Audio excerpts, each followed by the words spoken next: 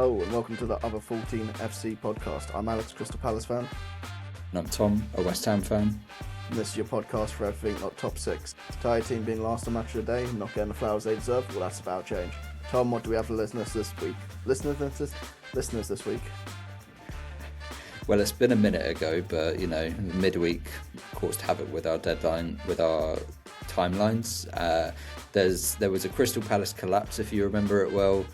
Newcastle handed Thomas Frank his P45, and after a 0-0 draw with bottom place Wolves, egg-fried Dyche was replaced at Forest by the points, Vitor Pereira.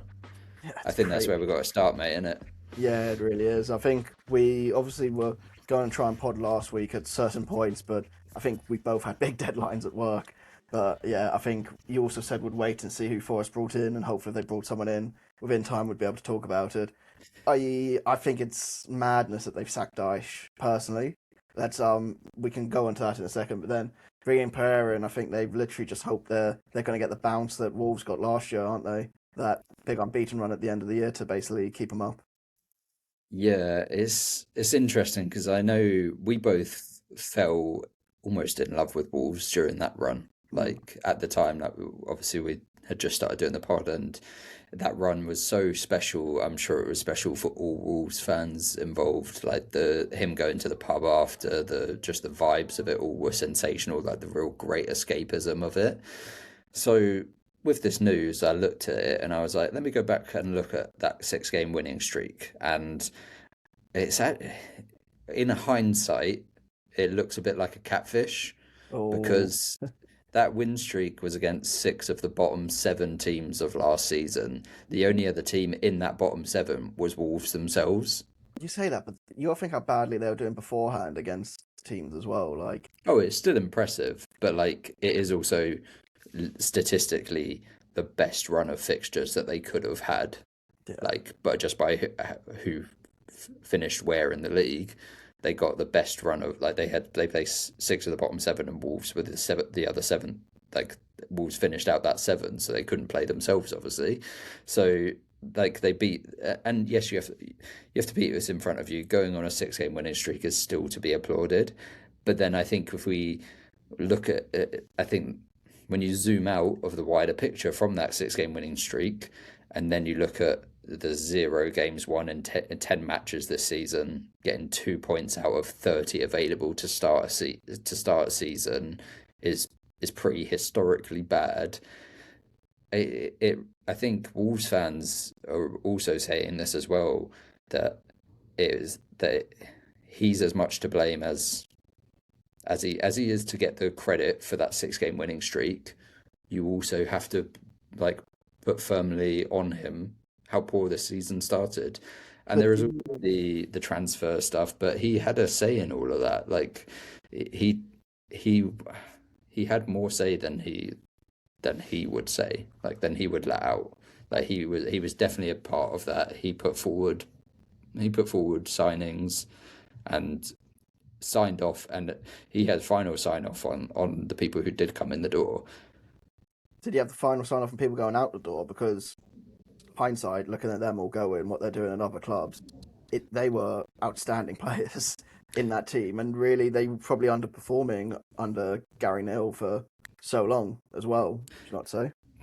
Yeah, but I think we all kind of knew that Matheus Cunha and Rayan Ait-Nouri were not long for Wolves. With how Wolves have struggled over the last couple of seasons, and those being their 2 clear best players, I think it was a matter of time, especially in Cunha's case. It was a matter of time before he moved on.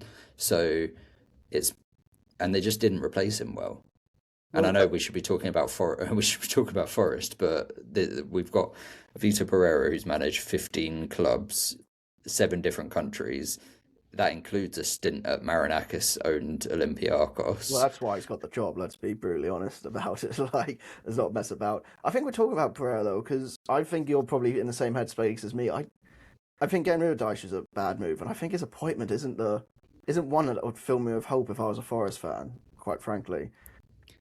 Well, I mean, when you have the man in-house who is probably most likely to keep you up.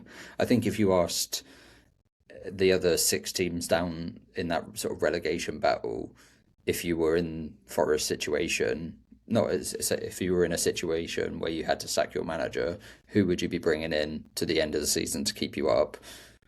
Sean Dyche. Most people are saying Sean Dyche, right? Yeah, that's what's mental about it, isn't it? It's like, and the thing is, talking to Forest fans, not all of them love him, but he's been keeping them pretty much at a point a game. Since being in there, it's like even the performance he got sacked for is harsh as hell. Like it's a 0-0, so we won't talk about. Well, I guess we'll touch on it here now, but that's a game that they had what like 35 shots in. And it's like it's not like they're not creating chances. One of those goes in, he keeps his job. They've got 3 points. They'll shoot up the table. It is once again just seems like madness from Marinakis. But Forest fans know what they've signed up for with it. I'm not gonna say anything more about it really with him because I've talked to Forest fans and they've said like they were languishing in the Championship before he came, and he will do anything to keep the club in the Premier League. He'll do anything to make sure they're in the best position they possibly can. And you can't argue with that, I guess, as a chairman, even if he is a dodgy bloke. Like, do you know what I mean?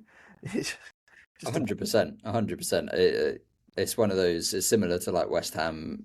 Like we won the winning the Europa Conference League.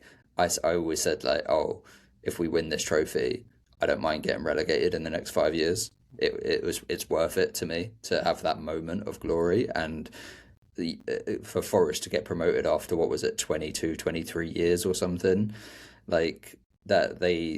Marinakis has a lot of buy already in that city. Like he's got a lot of love in the bank from Forest fans.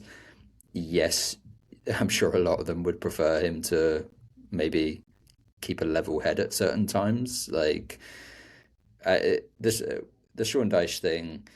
I think I said when he was appointed that it didn't really strike me as a long-term appointment based on what no, they had tried to do with the squad. yeah, you did say like end of the season, keep him up, and then move on, which is probably what he was on course to be doing at the moment as well, which Yeah, is yeah. I mad. if I if I look at this with my West Ham hat on, I think You're happier, aren't you? I yeah, I mean, I'm scared that they'll get a new manager bounce and like as we've said, we've seen Vitor Pereira take Wolves on a 6 game winning streak last season and get them out of trouble. So I'm not like dancing in the street, like jumping for joy that they've got rid of egg fried Dyche, but I do think that he probably gave him a better chance. I do think, like as a West Ham fan, it's probably the better of the two for me to be like, right. There's possibly now a chance that we go through. What I would say about Pereira is there's a lot of similarities with Nuno. It's it kind of makes me laugh that both Wolves and now Forest have hired Pereira years out or months in Forest case, but in Wolves case like years after Nuno leaving in whatever fashion, Yeah, and trying to get that magic back that Nuno struck up with both of those clubs. mate, it's hilarious. I think for us just speed running Wolves, literally. What is it? What I Yeah, was going to say is that what I was going to say is I look forward to welcoming Vitor Pereira to the London Stadium in 2 years' time, it's really you can do it as well. What was it? So and it'll Wolves. be 25th club that he manages. I'm sure he'll have eight stints in another two continents before then. But It's ridiculous, isn't it? Nuno, Europa League, relegation. It looks like Forest are gonna. Oh, Pereira then relegation. It looks like Forest are about to do the same madness. But yeah, I think it's that. Just like general football puncher on it, feels like a big gamble because you are pretty much just relying on that new manager bounce based on what Pereira's done. You're not really basing it on much else. I don't think. Well, obviously the Olympiacos ties, but yeah, I would be worried if I was a Forest fan, but I mean, I also think your good streak has to come to an end eventually. Do you know what I mean? So it's. sounds like you're preying on my downfall, and it It's not. I'm sounds not. like I'm that not. I'm that not. feels like we should move Yeah, on. But I'm not preying on it. I'm not preying on it, but just like common sense would make you think like you've had a good run. Leeds have had a good run. Like you're not going to keep on this good run to the end of the season, really. Do you know what I mean? It's going to level out at some point. Not that we're probably going to win another game for the rest of the season. So don't know what you're talking about. We're on the charge, mate. yeah, exactly. Cool. Okay. Yeah. Should we take a break then and then get into the games?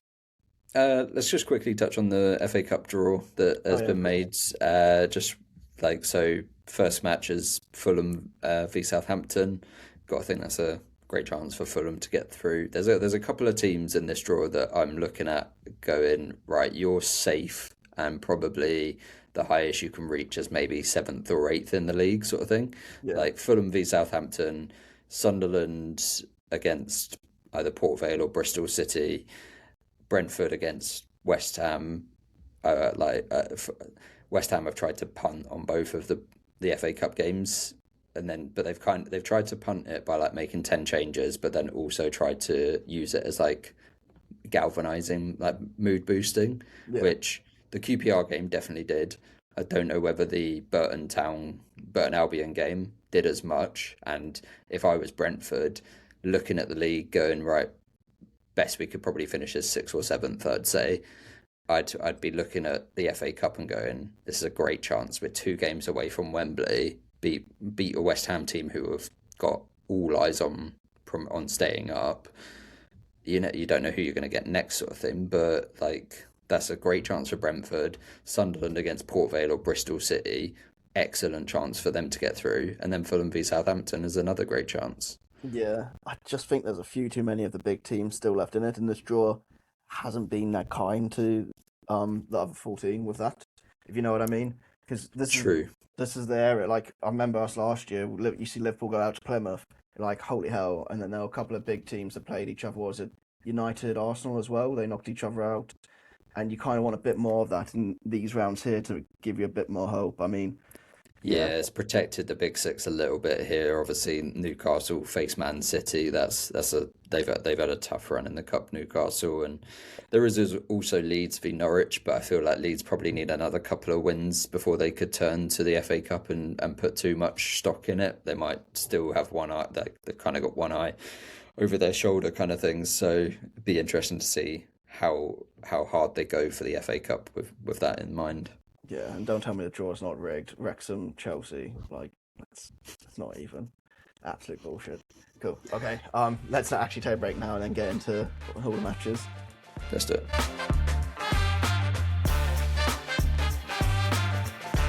Okay, and we're back. So, Tom, where do you want to start? I mean, it's probably going to be Palace, isn't it? After what I witnessed, what was it, a week ago now? Just under a week ago?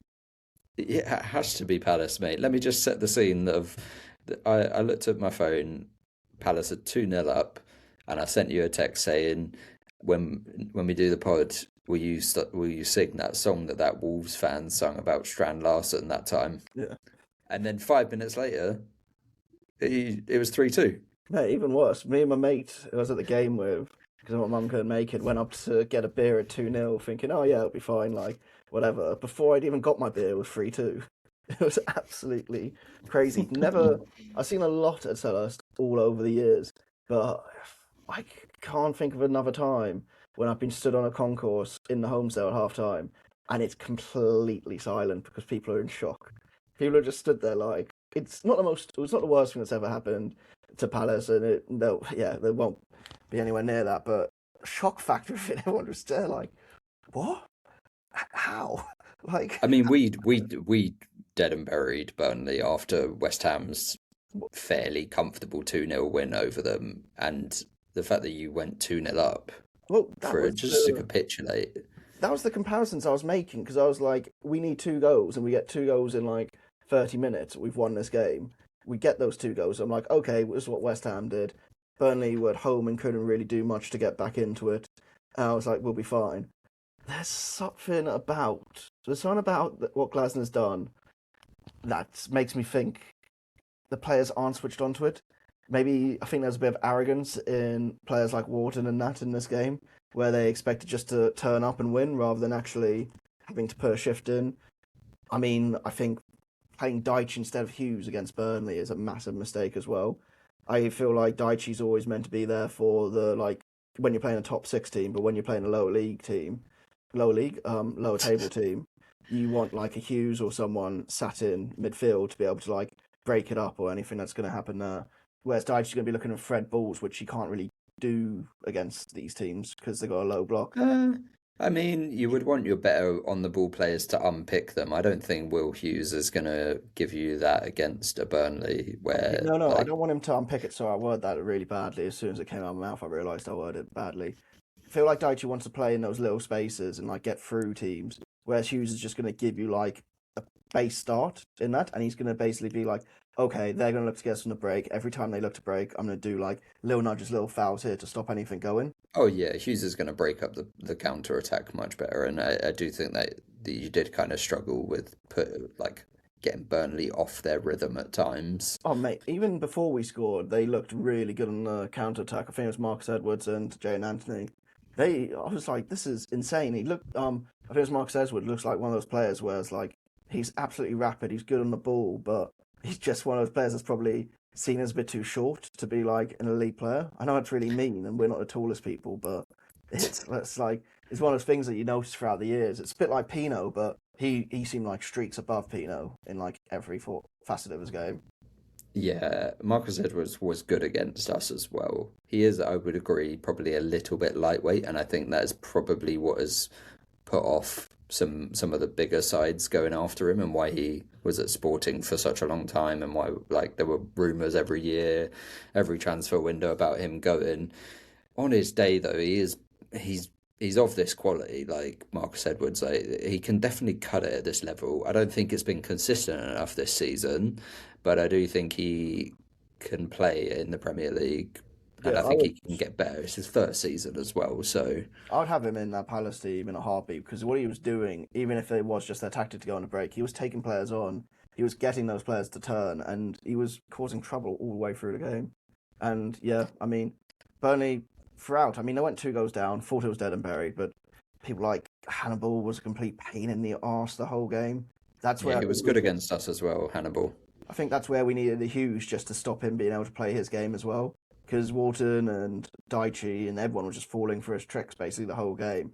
I know people around me getting absolutely irate at him, but I was like, he's doing what we should be doing when it's 2-0. Like, we should be killing the game like this when it's 2-0. Like, for some reason, we got 2-0 up and we, like, race back to the centre circle with the ball like we want to get free. It's like, why are you doing that? Like, against Burnley, where you know they're going to try and get you on the counter, and if they get anything, they're going to jump onto it. Even when Burnley scored their second, we were like, no, scored their third, we ran back with the ball, and it was like, why are you doing that? Just like, let me It's out. literally about to be half time as well. It was really, really amateur hour from us, but I think it's down to what Glasner's saying, and then I think the players think they can take their eyes off the ball through arrogancy with it. Not taking away anything from Burnley because, yeah, they probably deserved. I mean, I didn't see the 3 goals, so I can't tell you exactly how they deserved it. I mean, it was a bit of like I think the Hannibal goal, which is a really nice finish from him as well. They were moving the ball really quick and directly, and it kind of I think that them getting that goal really gave them energy. They knew there was obviously like 5 minutes to half time sort of thing, so they were like, right, let's just go for it until half time. They get like the second one, I think they're kind of lucky with. There's like two things in the build up. There's the foul on Strand Larson, which is a push in the back, and then it does hit Ugochukwu's arm. Like they get away with it. I know you'll be pissed and Palace fans will feel aggrieved, but like I would feel aggrieved. sometimes they just get away with it. I would feel aggrieved if we hadn't stopped playing. Do you know what I Yeah. mean? Like if we hadn't stopped playing and like probably been able to stop the goal, then I'd feel aggrieved in a way. But the fact that it's like, oh, we're gonna go for the foul and then we're just gonna let them play, and then we're gonna go for the handball, we're gonna complain, and then they just go, and it's just like, in fact, it's a good strike in the bottom left corner as well. Like, Yeah, sometimes play to the whistle, especially in a VAR world where you don't necessarily need to complain that much because everything is looked at 20, 30 times. And then the third one is kind of that like, I mean, it's comical, we're hopeless. like as an own goal, but it's kind of one of those that when you're on the front foot, as Burnley were at that point, that kind of luck just sometimes comes off for you. Yeah, I mean, I don't know how they dominated us from corners because we're so bad, but I still thought we had the players on the pitch to be able to deal with that now with Larson, Lerma, and Chris Richards all on the pitch. I thought we should be dealing with set pieces completely, but we still struggled, which is not good at all. I mean, But from a Palace perspective, I would say that I was coming out of the January transfer window. Obviously, losing Gahey is absolutely monumental. I don't think they did enough to be defensive, to like recover in that area of the pitch, and just sort of relying on like Cambo and Riyad to step up is more of a long-sighted game, Yeah, and it's a risk. And I think that's how you end up with games like this, where you score two, your new striker scores two good goals, and then you lose 3-2 because you don't have the defensive stalwart in that back line. Lacroix is going to have to step up and be that person as the most experienced player in the back, but you're playing Lerma there at times. Like it's not the same. It's not no, what the great run of Palace under Glasner was built on, was that rock at the back and that being really hard to score one against.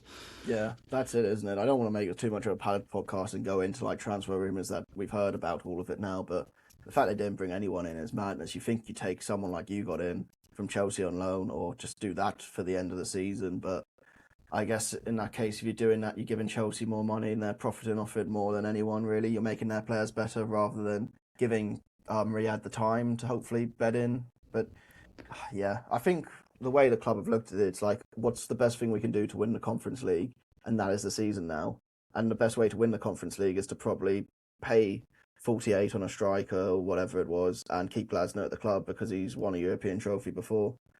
So that's kind of it. It's all eggs in one basket, and I see it going wrong, but what can you do?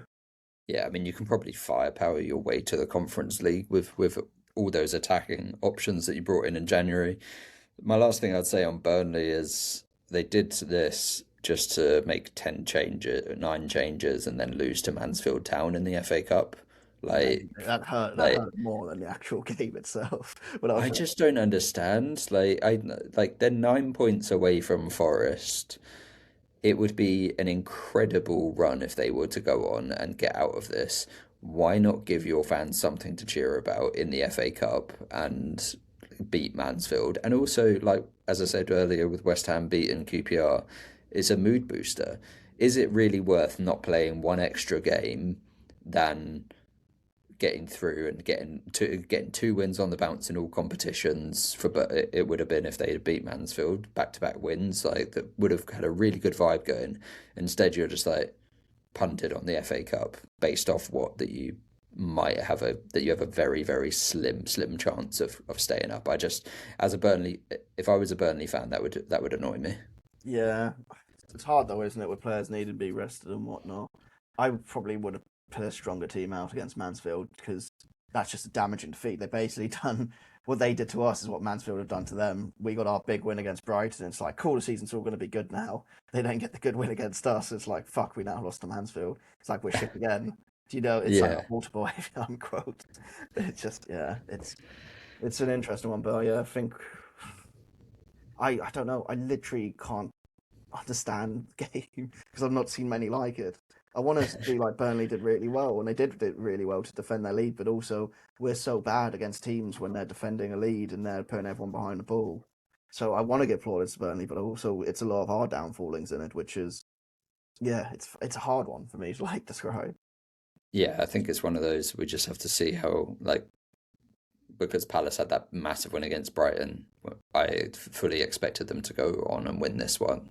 So be it really interesting to see if that Brighton game is a blip, or if this was a blip sort of thing, or if this is Burnley's great comeback started, or if this was just the opposition took their foot off the gas and were roundly beaten sort of thing. But I'm hoping it's a midweek craziness. That's what I'm hoping. We got Wolves on Sunday, and like if we lose that, then we're in big trouble again. Do you know what I mean? mm, yeah, Like, you can't lose to the bottom two in back-to-back games, yeah, exactly. But I can, especially not when you've had a week and a half off. yeah. The thing is, like, if Wolves have any sense, they turn up, put everyone behind the ball, and let Mane go on a break for them, and they probably beat us. Like, it's that simple. You know what I mean? Like, yeah, got fun times. But yeah, cool. Okay, let's not make it too much of a Palace podcast. Well done, Burnley. Let's move on to Spurs, Newcastle.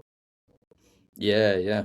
Newcastle go to the Tottenham Hotspur Stadium, Yeah, hand Thomas Frank his P45. Absolutely roundly battered them from start to finish, I think. yeah. I think this one was labeled El Sacco for the weekend, and it did feel like I think both managers' jobs were probably on the line. Oh, I don't know. I think that's harsh on Eddie Howe. I think he should see out the season. I don't think he should be getting sacked mid-season. I don't think he should, but I could see it happening because a season that are so much is kind of fizzling out. Like, do you know what I mean? Or nah? Well, I don't know about that. I think I would still be backing him until the end of the season. I think he's done plenty with this Newcastle team to get them through. Like they are still in the Champions League playoff round, so like they Yeah, like but if they didn't win that game, they're not far off the relegation zone. Like they're nowhere close to being relegated, but it's not. If we're not be pretty reading, it'd be nah. nah, they're 10.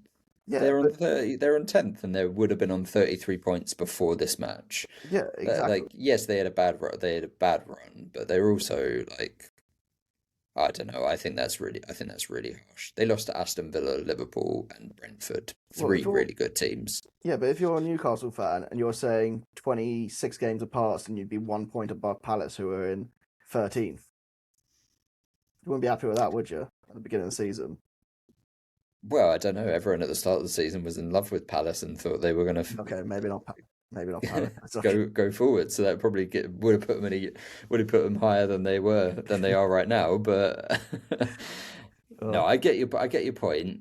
I think we're both on the same page that Eddie Howe probably goes at the end of the season. Uh, and this is, but I just think labeling this match El Sacco, given what was happening on the other touchline, which was I quite think that clearly what was gonna go down. yeah, Like, there was definitely more weighted on one side of all. I think like the empty stadium and everything kind of showed for that.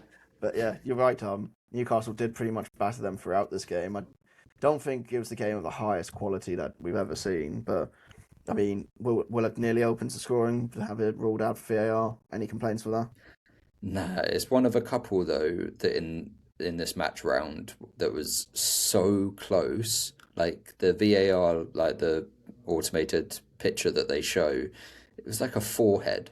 Like I'd it was say like the this one was the skin of forehead, his wasn't it? forehead. Yeah. Yeah, it was the skin of his forehead that was offside, and it's just like bloody hell. Like this is we've gone too far. We used to be a proper country. God damn. Tom's gonna line his political views after the pod as well. It's funny because my political views are the complete opposite of Complete that. But opposite. like, but like, no, come on. Like, we used to, like, football used to be real, and now we're saying offside by a forehead. It's just like, come on, we need to reevaluate things now. Oh, Technology's gone too far. Let's bin it all off. Yeah, I mean, Newcastle, they get what they want. They get what they deserved after Tiao gets on the rebound after his header saved and finds the back of the net. Then Gray scores from a corner. I think a similar thing for Newcastle this season. The defending left a lot to be desired. yeah, it was really similar to the one Gray scored against us at Selhurst, where it's like goes across the Mm. box, no one's picking them up, and he smashes in with his head. I I mean, I've shit on him before, and I'll shit on him again. Just lucky. Wasn't not good timing, not good placing, but yeah, it wasn't great Eh, defending Newcastle.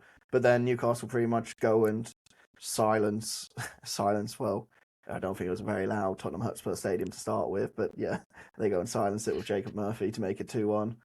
And yeah, it's a massive win for them, really, isn't it? I mean, in the build up to the goal, there's a is it a dive from Simmons? That's a bit pathetic. There is, isn't there? yeah, that one. Yeah. Yeah. So he goes over way too easy, and I mean that Newcastle were stronger than them. They were like faster than them in all of this. They wanted it more. I think it was Jacob Ramsey who scored, not Murphy. Getting your Jacobs mixed up, but Yeah. no, really good work from Gordon in the build up. I know I take the piss out of him, but like can give him some praise when he deserves it. But a smart, quick finish from Ramsey as well. I think that was his. I want to say his first goal for Yeah, I Newcastle. think it is his first since coming. Well, he came from Villa, didn't he? Which Yeah, and he was like sort of subject to that whole like PSR Villa thing where they've like had similar to like how Elliot Anderson's at Forest now sort of thing. Like the academy players get moved on because they're essentially all profit because technically didn't cost them a transfer fee to bring in, sort of thing. So it's a hope for, I do like. I mean, I like Ramsey. I think he's a good young player. I think it's probably been a difficult season for him, one where he probably didn't expect to move on. So relocating and everything like that, and probably not necessarily having a place in the Newcastle team for a while, with obviously how strong their midfield is and they've got options at the wide spots. So good for him to get a goal in this one and hopefully to find his feet a bit in a Newcastle shirt. Yeah, I mean, I feel for him because he was great last season in games for Villa, so it was an odd one when we all saw it. But yeah, with that win, takes Newcastle above Sunderland for the first time in a long while, which is, yeah, that's going to make many Geordies very happy. I don't know, my prediction wasn't Sunderland would finish above Newcastle, was it? It's that they'd beat them home and away. Yeah, so you got one of two. I'm going to get him. I know I'm going to get him. Cool. Anything else you want to take from the game, or should we move on to Everton, Bournemouth? Now let's move on. Bournemouth 2-1 away at Everton.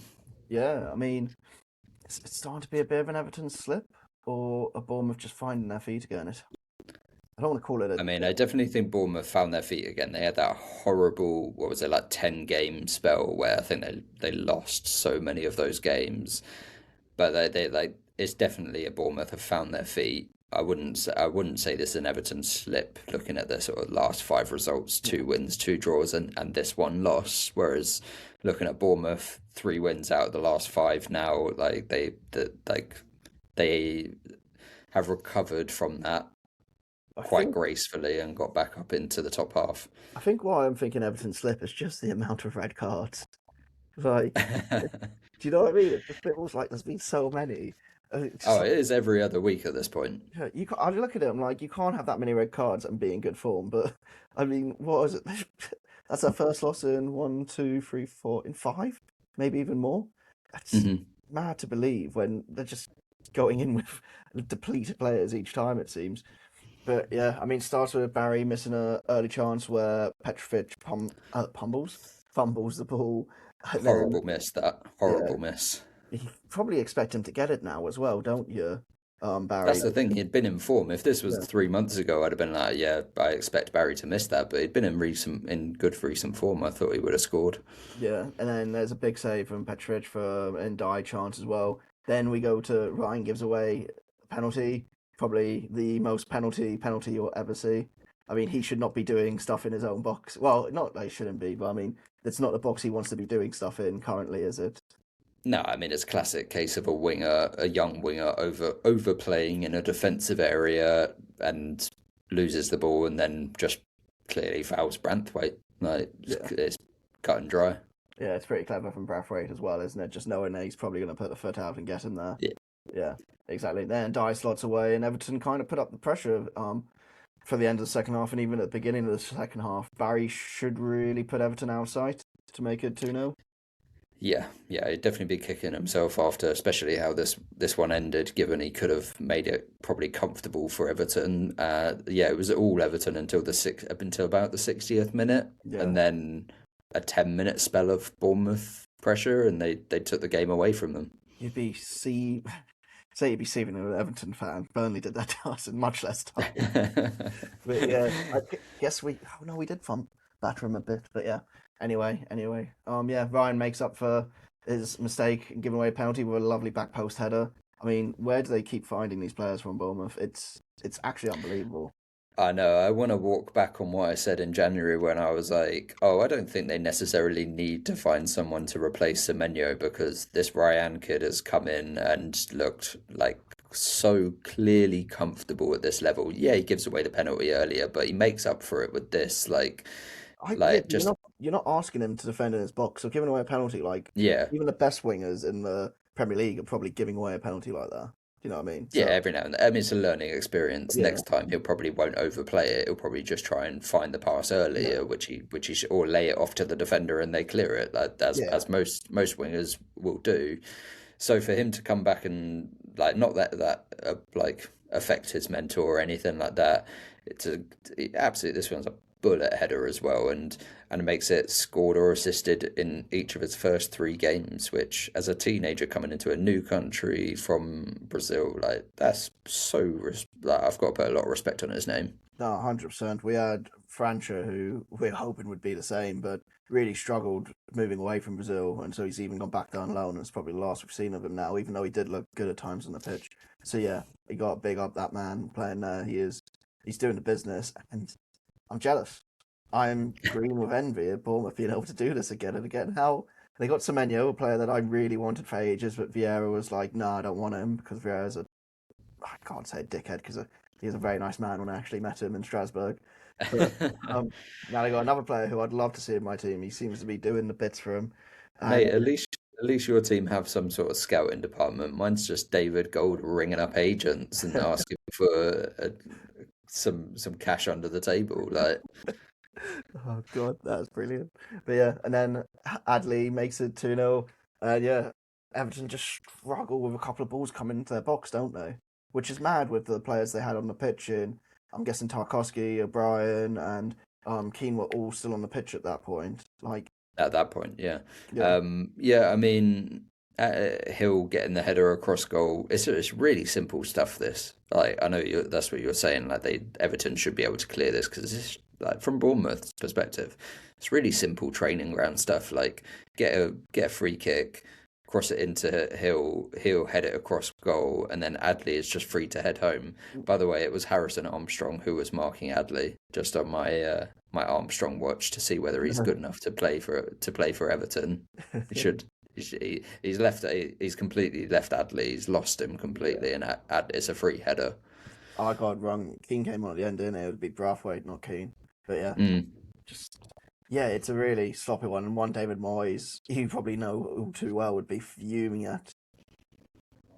Yeah, it's one of those that I know we give it a lot of credit to how good David Moyes' teams defensively can be. They do just have brain farts every now and then, and and games where you go, how did we let that slip? Well, no, I guess we had the same as that under Roy. When you're that defensively all the time, you're gonna Mm. make mistakes eventually because you've got so much pressure coming onto you. But yeah, it felt like a game Everton could have walked in the first 60 minutes of it if they really had just taken their chances. But yeah, then it goes bad for worse for Everton with O'Brien seeing red for a foul on Adley.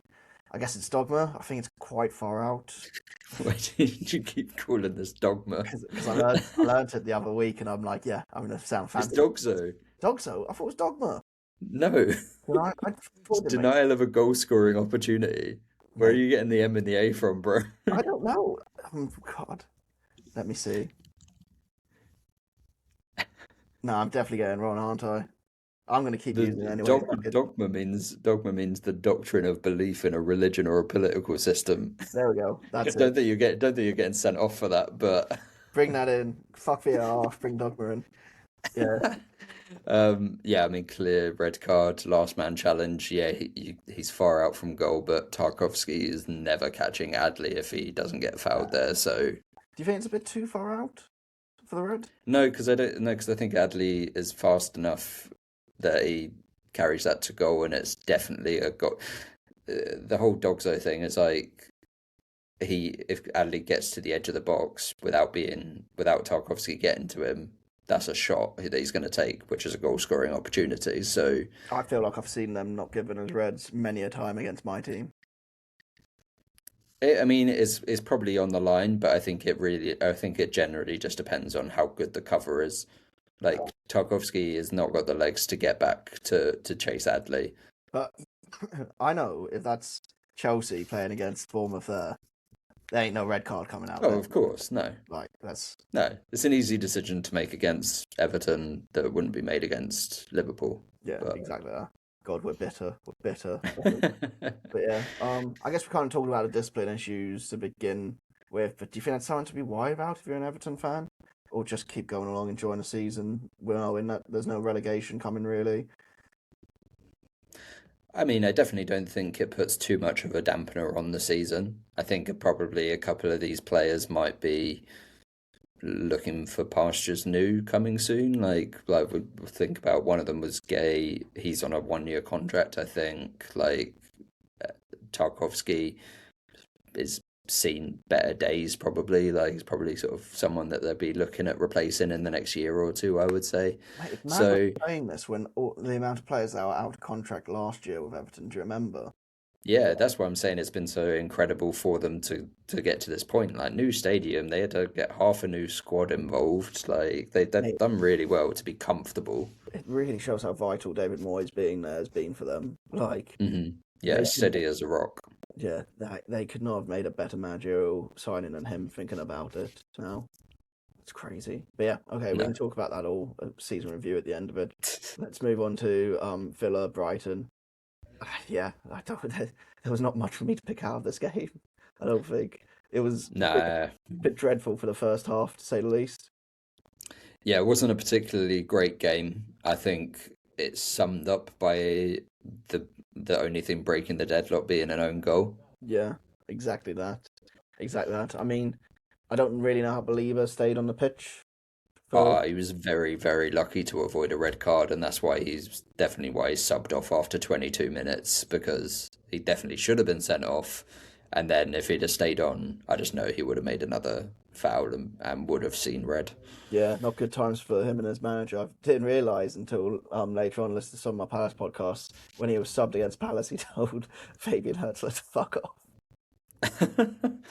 Wow, I was just like, bold. this is perfection injected into my veins, please.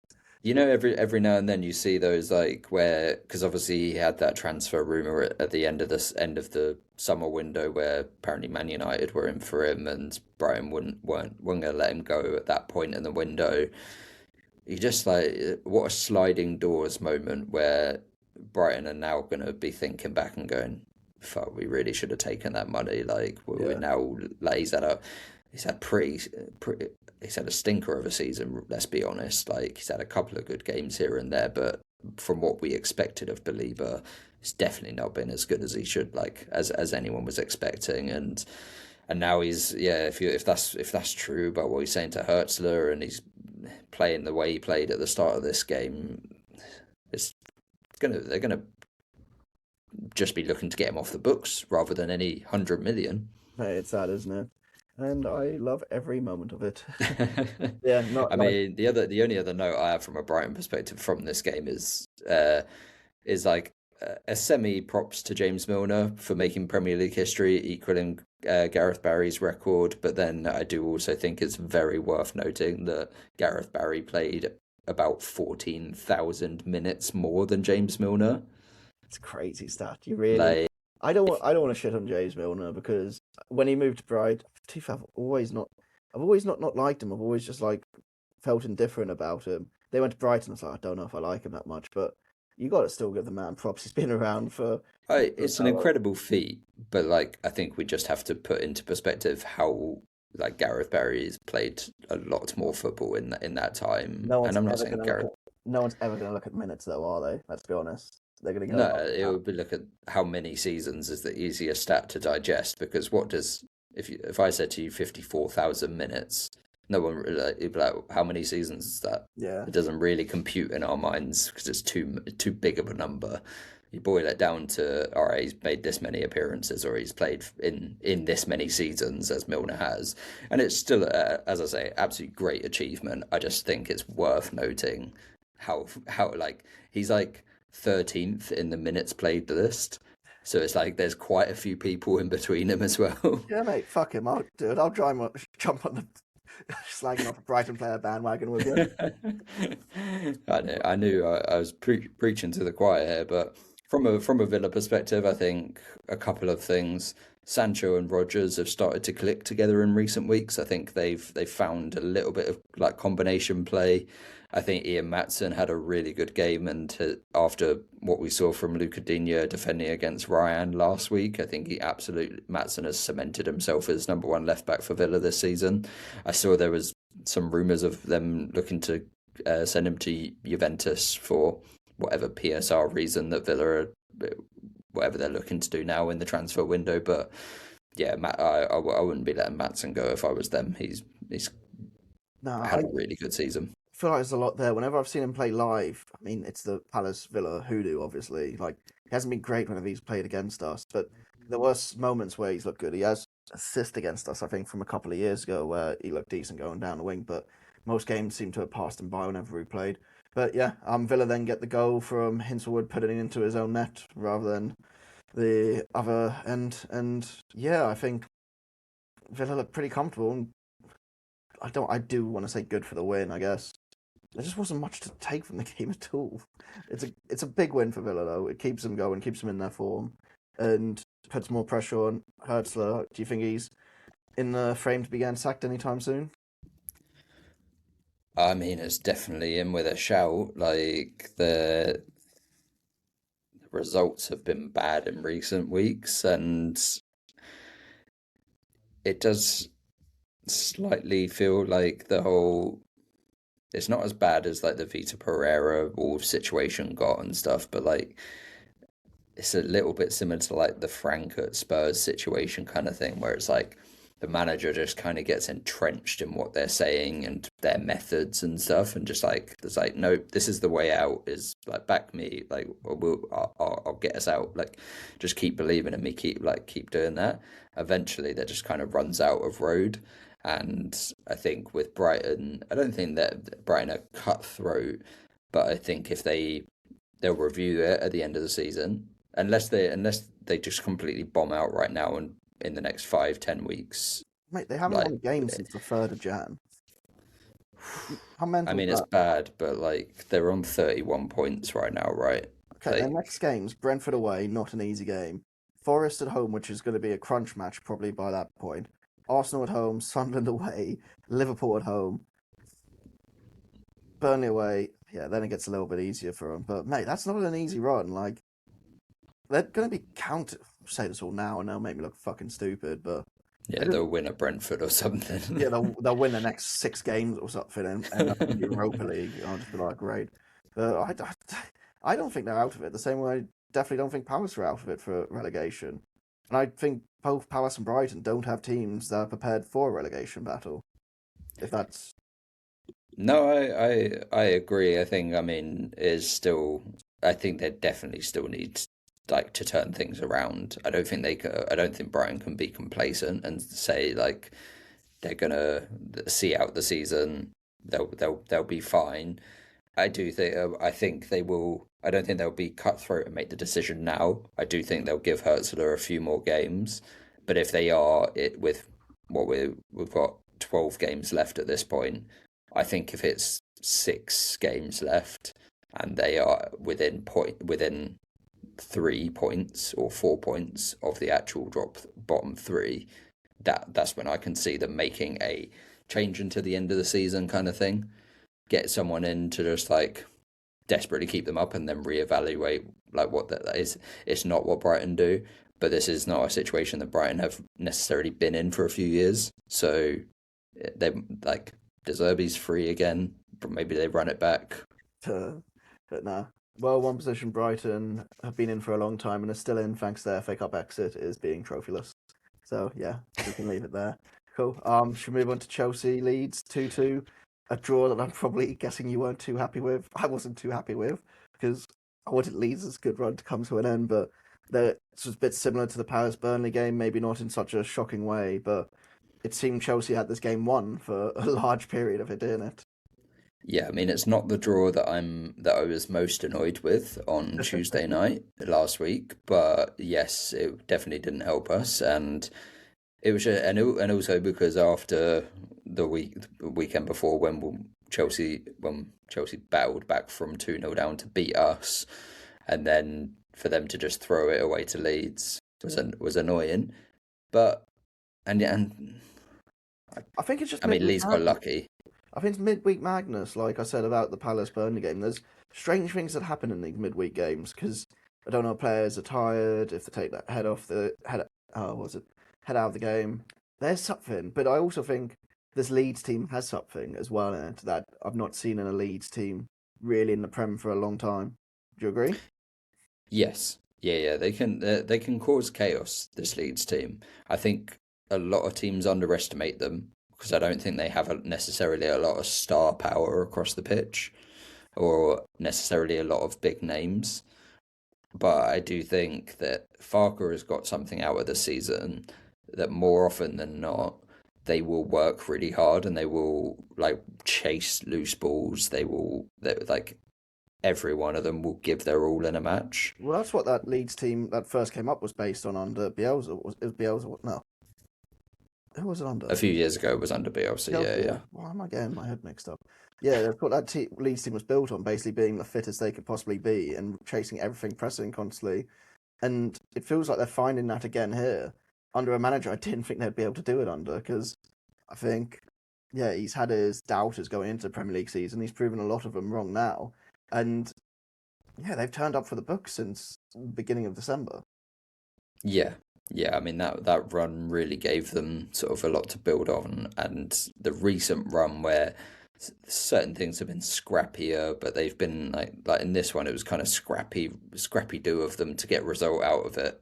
At being 2-0 down and quite comfortably second best, they get they get a penalty. They get sort of it's quite soft, but I'd probably say just enough. it ain't a penalty for me, that one.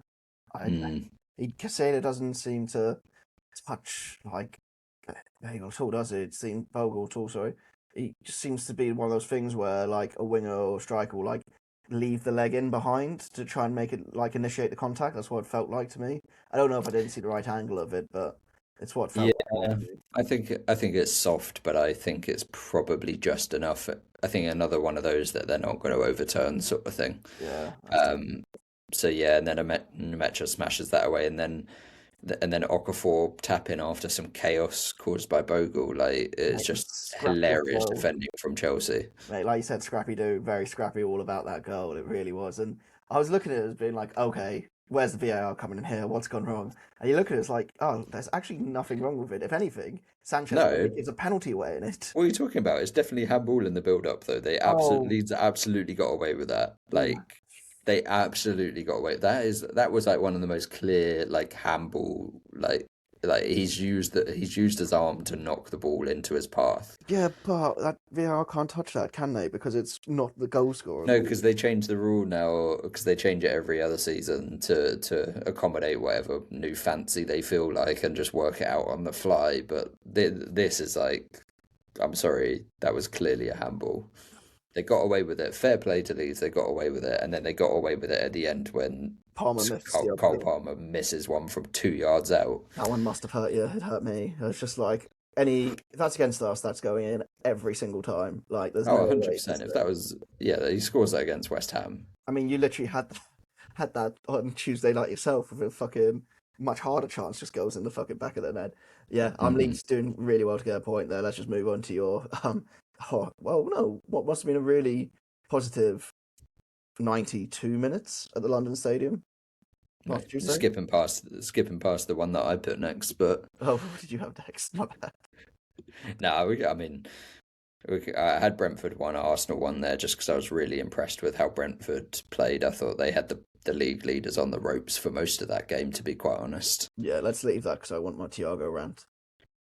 Okay, let's go to West Ham then. Yeah. Yeah, it was really positive. One thing I would say is the atmosphere was one of its better best at the London Stadium. The crowd were really geeing on the boys. Like it was like everyone singing like West Ham are massive. Like it was like felt like one of the European nights under the lights at the London Stadium, How come that's which happened? Is that because everyone's coming together against the ownership now, or is it because there's new faith? Because let's not put it back like to the Forest game, which was a Tuesday, Wednesday, or was it Monday night? It was a midweek game, and the stadium it's looked half Tuesday empty. night. Yeah, Yeah. So what's yeah. changed in that time? Because I'm interested to. The form that the team have been in is a massive one. I do also think there is a element that the crowd are galvanised against the ownership. You've seen in every game recently, even the Burton Albion one in the FA Cup. We've got the everyone's been handing out these red cards that say no more BS towards no more Brady and Sullivan. There's been flyovers. There's been banners put out in the crowd. They're They really they going for it, aren't they? And you think that's bringing the club together, the fan base the together? fans together, yeah, for sure, and a lot of it, like fans are simple. You play the team play good, which they have been since the arrival of Paco Gemes. We've been scoring like 2 goals a game. This one was our first game that we only scored one in for a few weeks. The downhill. And Somerville's on fire. Bowen's like looking a bit sort of like a weight lifted off his shoulders now that now we've picked up a few points. Tati Castellanos looks like he's everything we want in a striker, is just someone who's going to run and chase everything down. We've started singing to the tune of "Lip Up Fatty," the Tati Castellanos. So that's got everyone in the crowd bouncing. It is amazing. I knew when I sent you the message, if you really signed someone called Tati, he was going to come. You were instantly jealous. You were like, "Damn it!" It's a great name. It's great. But yeah, like Souček's in the goals again. I think Disasi's come in and provide an absolute rock at the back. Like he looks really good. I know the old phrase, "Don't fall in love with a lone player." I'm not there yet, but I could. It's amazing because he hasn't played any football this year, had he? Or if he hadn't played since April last year, I think. Yeah, that's crazy. And he's slotted in and looked the part. It's mad that a centre back was your biggest problem, because it just felt like those two in midfield were your biggest problem for a very long time. But it was until Nuno sort of settled on, until Mateus Fernandes gone on this unbelievable run where it's just like dropping 8, 9 out of 10 every single week for the past 2 months. It feels like since then he's got the sort of midfield like Souček has come in and partnered him now. Souček is great for certain things, and there is no one. I mean, he's the highest scoring Czech player in Premier League history now with 39 goals, beating, I think, Milan Baros was second. Yeah, that'll be it. I'm racking my brain to try and think who it would be. Milan Baros is definitely on the top 5. I'm not 100% sure if he's second or not, but Souček deserves that. There's no one better at crashing the box in recent years as a defensive midfielder than Tommy. Yeah, but I feel like he scored enough headers from corners against us in that time as well. Yeah. But yeah, we got lucky with an offside in this. Casemiro's offside. His one was by a kneecap to go in with the forehead that we had earlier. Wilson late on has a 1-on-1. I don't know why the highlights didn't show it, but he has a 1-on-1 at 1-0 up that he absolutely has to score. He takes it way too quickly and shoots right at Lamens. Is that not the one he could have squared as well? Or was that a different one? That was the one before. The one that he tried to, the one that he should have. I think he did square it, but didn't come off well. But there was another one that wasn't in the highlight package that we were all head in hands. He had to put that in the back of the net, and that would have been game over. But they would have kept playing forever. I don't know where they got 7 minutes extra time added on, and yeah, Šeško found one late on, but there won't be any haircuts on this podcast. No, I don't understand how the ball went in the net. Really, I don't know. Like, it's a weird angle he's managed to score from there, isn't it? It's just the pace on it, really. Yeah. Like it is one of those that he guides it in, but it's because it's so hard and low that it's like it's hard. Like you could argue Hermansen should have it covered because it's his near post, but the angle that it's at, and it's not like a normal near post where he's set. It's gone like he's expecting probably a cross to come in a bit deeper, so he's like kind of in sort of towards the middle of his goal a little bit more, and then he has to get down low. It's a difficult one to get to. I don't put too much blame. I would have maybe liked Disasi to get his foot on it first, but quite like that's nitpicking, really. Nah, it really is. What do you think? Good point or 2 points lost? If you'd have offered me a point at the start of the game, I would have absolutely taken it, given United were desperate for that fifth win in a row. I was very happy to spoil the United Strands podcast and the United Strands night. But 5 in a row. Just the geezer with the haircut was desperate for. Well, he wasn't desperate for 5 in a row. Let's be honest. Like, I don't know. You couldn't avoid it on socials and stuff, and like all of these media outlets reporting it. Like, no, but he doesn't want it because then he's going to be out of the media as soon as he gets his haircut. Oh yeah, of course. I'm sure when that equal... So but then it felt like 2 points lost at the end of the match. Yeah. It was like, damn it. With Forest's result against Wolves, it kind of was like, okay, no ground lost. I was worried. I was like, right, now we need Wolves to do something. Yeah, I was shitting it for that Forest game when I was in the stand, like looking at my phone every 5 minutes to see what the Forest score was. I was like, okay, this doesn't become dreadful if Forest do not win that game. And I was like, Yeah. we've been given a bit of a miracle here, in all honesty. I think we both have. But yeah, cool. Anything else you want to take from the game, or should we move on to my Thiago rant? Go for your Thiago rant, man. I'm curious. He scores against everyone in this fucking league with ease. Has scored multiple goals that he had chances for in this game, and he fluffed them all in this game. And I was furious. I was watching it in the pub with people from work, which were a couple of them were Arsenal fans, and they were giving it bid when Madueke puts the ball in the back of the net from the header. Like, oh yeah, easy stuff. We're welly, like nothing to worry about here. And then yeah, I'm like, Brentford get the goal from Lewis Potter. They Arsenal, which is brilliant. And then Thiago just is like, yeah, I'm going to take the ball. I'm going to miss every opportunity I have. I'm going to put everything at the keeper. Yes, I'm being really harsh to him because I really, really wanted Arsenal to lose this game, and he's just been so good throughout the rest of the season. He could have had 4 goals in this game. Like, it's crazy. Yeah, he had an what I would say he had an excellent game until he got in front of goal. Like he did everything else really, really well, and then every time he got in front of goal, he shit the bed. He literally shit the bed, but he hasn't been doing that at all this season. It's just like, why? Why not do that against my team?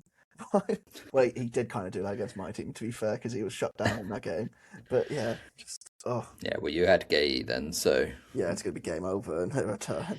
But Oh, yeah, no, I mean, that's the thing. As I said, I thought Brentford had Arsenal on the ropes in this they match. really I did. think I think Kyoto was really good going forward and a weapon and defensively contributing. I just yeah, Thiago was everywhere, and they get yeah, they go 1-0 down, but then the long throw was a weapon for them all game long from Kyoto. Lewis Potter does well to make amends for an earlier miss that he should have had as well Mm. as to Thiago. Like he should have had one. And then I think yeah, the obviously is a big save from Keller late on in injury time, but they Brentford really could have got out of this with a win. They really should have. Like they really, really should have, and it would have been fantastic. But I mean, you got to just praise Brentford for putting Arsenal under that pressure because Arsenal have swept away quite a few teams recently. So yeah, you go Brentford. 100%, and that's why I'm saying in the FA that Brentford should be looking at the FA Cup now and being like, yes, there's some big teams in it, but they've shown this season they can go up against those big teams. So I like this. Yeah, they might be frustrated that they probably felt like they could have got a bigger result out of this, but a draw is still a great boost for them. Yeah, 100%. Anything else you want to touch on that? No, let's quickly go to the nil-nils. Oh, to the draw, to the losses even. Losses. Yeah, the Sunderland Liverpool one. Sunderland's unbeaten streak at home comes to an end, which yeah, you got to feel bad for them. I mean, wasn't the best game really from them though, was it? I mean, you can't really deny Liverpool probably deserve to walk away with all 3 points. Yeah, but I felt like Sunderland fans will feel that any 50-50 decision went Liverpool's way. And I know we both kind of think that, I don't, but I think in this one it was like I was watching the highlights going, like it was a little bit more obvious than sometimes it is, you know what I mean? Yeah, I know what you And then mean. I mean I know Diarra's not the tallest, but I think he should probably clear that off the line. He has come at him really fast. I know that's It's harsh, but harsh, like man. that is literally your job on the line. I know, but Put it like you get know anything in front of it. Do a Nico Williams. no, but you know players that get put on the line when they're the short. For some reason, they're usually the shortest person on the pitch, and they're like, Will yeah, you you just always put on the line? yeah, it's like yeah, just go stand there and like make sure you like do something, and you know they're not going to do anything. Like how many times have you seen that happen in West Ham where it's like goes in by the post, like front or Oh, back, and the just that players like flashback of Carl Walker Peters doing the exact same yeah. thing earlier this season, was just like, well, what is the point of you being there? Well, that's it, isn't it? I think you got to accept those players are just there for if the ball like comes at their height and their level, and if they don't deal with it, then yeah, fair enough. But I think that's very harsh because it came so quickly. It does look worse because it comes so quickly and he reacts like slowly and he puts it into the net. But yeah, I think you're being harsh there, mate. Fair enough. Yeah, Fair enough. cool. Anything else you want to take from that game, or shall we literally brush over City? Yeah, beating Fulham. Yeah, my only note for this game is no crazy close comeback in this one. Yeah, my main note is I think Fulham did well after being 3-0 down in what was it, like 30 minutes not to lose Yeah, 10-0. they had loads of shots after that, Yeah, I think but they, it was like, right, I think probably City probably took their foot off the gas, so don't think we have to spend too much time there. nah, exactly. Cool. And we already touched on our 0-0 very quickly. So yeah, we might as well go into the games for the weekend. Oh, I feel like it's been months since I've watched football. It's only been, what, less than a week? One weekend of because Palace got knocked out of the FA Cup by Macclesfield. Yeah, it's been. Why are you saying that? You don't know we got knocked out by Macclesfield? No, I just got confused about Macclesfield and Mansfield in my Yeah, head. I So did that I when said it like I'm Ron Burgundy. the draw came out, and I Why are you basically sitting in the dark? because because I've got no electricity. But no, Oh, the bleak life of a homeowner. no, what was it? I basically did the same thing when we got drawn against Macclesfield. I started googling trains to Mansfield. I was like, That'd have been great. yeah, All cool, right, let's go. cool. So Saturday we've got no early kickoff, so 3 o'clock. Villa Leeds. That is an interesting game at Villa Park. I've got to say, I'd love for that to actually be an early kickoff because I'd love to sit down and watch it. Mm. I reckon it's going to be a 3-2 to Villa. Ooh, no, that sounds like a tasty game. I'm gonna go 2-1 Villa. Nice. Brentford, Brighton. I think 2-0. 2-0 Brentford. Yeah, I do think there's a chance that Brighton turn up and like put their form out of mind, but I just don't see it with how Brentford have been playing in recent weeks. I'm gonna go 3-1 Brentford. Yeah, I feel like it's going to be Brentford stay there. Chelsea, Burnley. I wanna believe Burnley could do something now after what they did to us, but I can't see it, and I'm just going to go 3-0 Chelsea. I'm really sorry, Yeah, Burnley. think that would I think that was more of a you thing. I'm also gonna go 3-1 in this match, Chelsea Burnley. Cool. And then West Ham, Bournemouth, London Stadium, 5:30 kickoff. I'm guessing you'll be at that. I Oh, will. I will. I'm gonna go for my weekly Desmond. yeah. Oof. Yeah, I'm gonna go a draw. I'm gonna go 1-1. I think. Do you know what? I think it's gonna be 2-1. I think Bournemouth are just gonna get you. If that makes sense. I mean, it definitely makes sense. They could definitely get us. They're in form. Yeah. Cool. And then City Newcastle. I think it's probably too much to ask for Newcastle to gain from that. And City are probably gonna go on let's win everything run now. So Yeah, I think Newcastle with the Champions League qualifier this week as well. It's gonna probably be a tough couple of weeks for them. So I probably think City win this 2-1. nice. Cool. Then we go on to the Sunday games, 2 o'clock kickoff.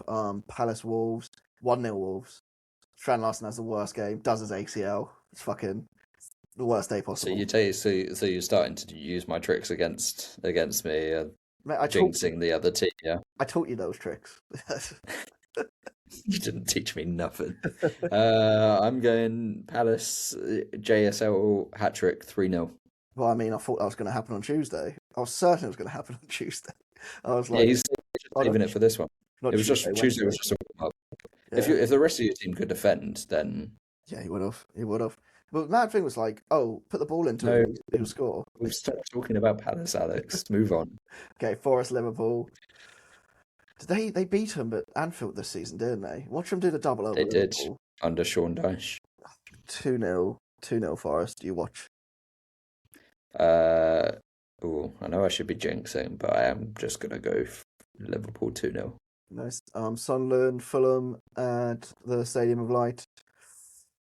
Oh, I don't know. I think Sunderland get their home record back on track, but I don't think it's going to be that tasty a game. I'm going to go 1-0 Sunderland. Yeah, I'll join you at 1-0 Sunderland.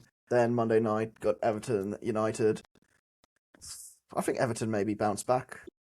I think 2-1 Everton. I mean, I'm sure Moyes would love to get one over on Man United, as he is always desperate to do. I'm going to go 1-1. They were hard games this week, weren't it? Yeah, quite difficult. Everything, I guess, because everything's still quite not congealed, quite close in the middle of the table. It's hard to really call anything. But I think they're separating a little bit out now. only So starting to see. only separation between Palace and West Ham, mate. That's the only. Mm. To be fair, they're at 8 points. You should absolutely feel comfortable. You should feel a lot more comfortable than you do. I really should. But yeah, I won't be comfortable till it's mathematically impossible. Cool. Anyway, we'll wrap it up there. Feel free to rate and review the podcast, tell your friends, and just follow us on socials at Instagram, TikTok, Blue Sky, and Reddit at other14FC podcast. Email in at other14fcpodcast@gmail.com. But yeah, otherwise I'll catch you next week, Tom. Cheers, guys.